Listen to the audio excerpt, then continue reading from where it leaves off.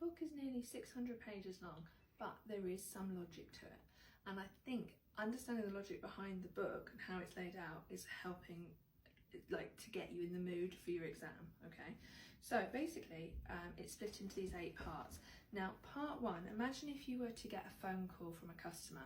Part 1 will tell you whether you are the suitably qualified electrically competent person to do the job, and it will tell you whether it's covered in the scope of the book. Okay, now part 2 is just the definition, so that's going to help you, you know, if you call something a gas pipe, it's also an extraneous conductive part, that kind of thing. Okay, now part 3 is when you go out to the job. Now I think of this as like a pre-work survey or pricing the job.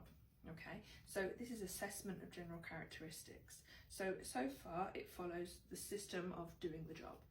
Part 4 is what do you have to design into what you're doing for safety.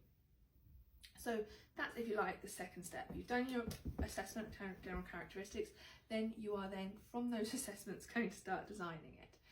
Okay, now part 5 is then how are you actually going to practically install it?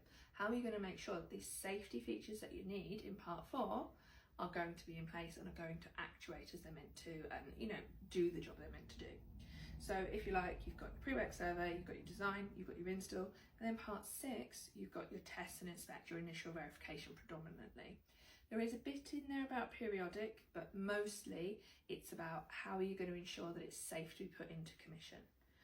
So realistically, 3, 4, 5 and 6 is like the life cycle of the actual job once you've sort of priced it up.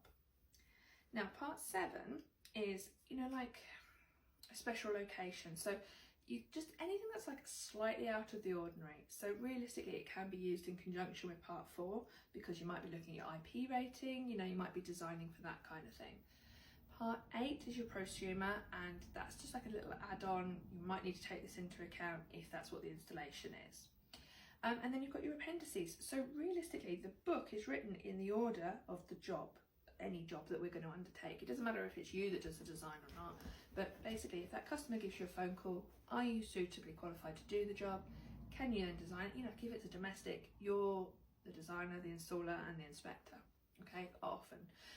So that's kind of where the book's going. So I'm hoping this logic is then applicable to the exam and you can see why the exam's laid out the way it is. Thanks.